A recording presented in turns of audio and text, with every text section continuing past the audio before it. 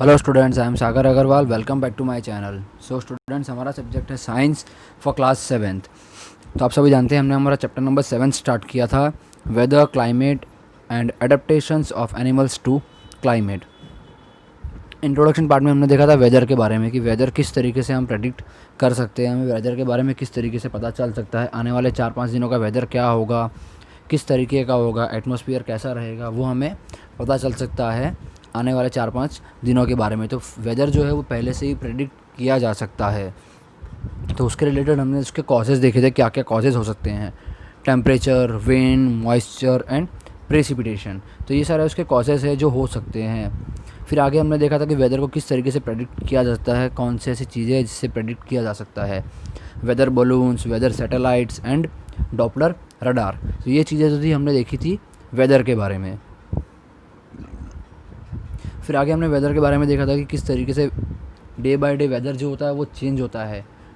पूरे एक डे में वेदर जो होता है उसका टेम्परेचर बढ़ता है, कम होता है। मॉर्निंग का टेम्परेचर कुछ और होता है, नून का टेम्परेचर कुछ और होता है, और इवनिंग में टेम्परेचर अगर हम देखेंगे तो कुछ और ही होता है। तो इससे हमें ये पता चलता है कि वेदर जो है वो चेंज होते रहता है। इसके ऊपर हमने एक ग्राफ था जो देखा था, कहाँ का, शिलोंग, मेघालय का। हमने देखा था कि किस तरीके से 3 तारीख से लेकर 9 तारीख के बीच में जो टेम्परेचर है वो फ्रीक्वेंटली चेंज होता है, अप एंड डाउन जाते रहता है। तो इसके बारे में हमने देखा था।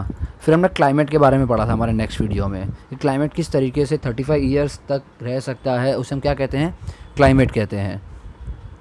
तो ये हमने क्लाइमेट के बारे में देखा था। फिर उसमें हमने 2 जो टेबल्स थे वो देखे थे, कहाँ के देखे थे कि वहाँ का टेम्परेचर कैसा रहता है। श्रीनगर इन जम्मू एंड कश्मीर एंड तिरुवनंतपुरम इन केरला। तो यहाँ के 2 जो टेम्परेचर का चार्ट था पूरा हम लोगों ने वो देखा था। फ्लो चार्ट जो हमारे पास था बना हुआ था पूरा, हमने वो कवर किया था। देन उसके बाद हमने देखा था क्लाइमेट एंड एडेप्टेशंस, एनिमल्स के ऊपर देखा था हमने, जो हमने हमारा लास्ट वीडियो कवर किया था। उसमें मैंने आपको बताया था कि हम इसमें 2 रीजन्स के बारे में पढ़ने वाले हैं, जो कौन से, हमारे नॉर्थ पोल और साउथ पोल के बारे में। तो आज जो हमारा वो टॉपिक है वो हम इस वीडियो में कवर करेंगे। कौन से एनिमल्स के बारे में मैंने आपको बताया था वो हम आज देखने वाले हैं, कौन से रीजन्स में थे। तो आज का हमारा टॉपिक है the polar regions. The polar regions present an extreme climate. This regions are covered with snow and it is very cold for most part of the year. Means वहाँ का मौसम कैसा रहता है, बहुत ही ठंडा रहता है और बहुत ही बर्फीला रहता है। For 6 months the sun does not set at the poles, while for the other 6 months the sun does not rise. Means 6 महीने ऐसे होते हैं कि वहाँ पे सनसेट ही नहीं होता है, और 6 महीने ऐसे होते हैं जहाँ पे सन राइज ही नहीं होता है। तो ये 2 टाइप के जो वहाँ पे टेम्परेचर, एटमॉस्फेयर है वो वहाँ पे रहता है। 6 महीने बहुत गर्मी रहती है और 6 महीने बहुत ही ज़्यादा ठंडी रहती है। In winters the temperature can be as low as -37 degree Celsius. Means इतना नीचे चला जाता है टेम्परेचर कि -37 डिग्री तक चला जाता है। अगर यहाँ पे हम देखें 15 या 20 डिग्री पे आता है तो हमें कितनी ठंडी लगती है विंटर सीजन में। तो उस हिसाब से आप सोच सकते हैं कि -37 डिग्री अगर टेम्परेचर रहेगा तो वहाँ कितनी बर्फ़ होगी और कितनी ज़्यादा ठंडी हो सकती है। Animals living there have adapted to this conditions. Means वहाँ रहने वाले जो एनिमल्स होते हैं वो इसके आदी हो चुके होते हैं, उन्हें ये इस कंडीशन में रहने के वो एकदम आदी हो चुके होते हैं। Let us see how they are adapted by considering for examples of polar bears and penguins. तो किसके बारे में देखेंगे हम, पोलर बियर्स और पेंगुइन्स के बारे में। Polar bears have white fur so that they are not easily visible in the snowy white background. वो इस तरीके से होते हैं कि जो वहाँ पे बर्फ़ इतनी जमी होती है कि वो अच्छे से दिखाई भी नहीं देते हैं, विजिबल नहीं होते हैं वो। It protects them from their predators. Means जो शिकारी होते हैं उनसे इसे बचा के रखता है। It also helps them in catching there pray. ये उनको इस तरीके से भी हेल्प करता है कि वो अपने शिकार को ढूंढ सकते हैं, इजीली कैच कर सकते हैं, क्योंकि वो विजिबल नहीं होते हैं इसलिए।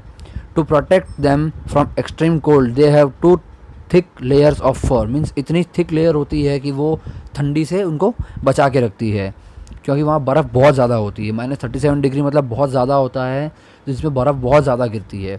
They also have a layer of fat under their skin.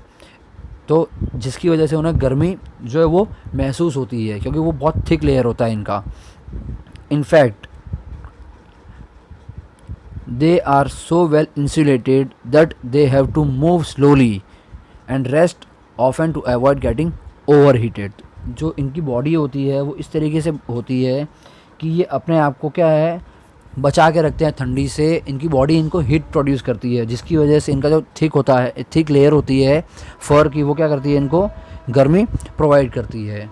तो इनकी वजह से इनको जो ठंडी है वो कम लगती है। ऐसे रीजन में रहने के बाद भी, इतने टेम्परेचर इतना गिरने के बाद भी, -37 डिग्री होने के बाद भी इनको जो ठंडी है वो कम लगती है, जिसका रीज़न है इनका थिक लेयर।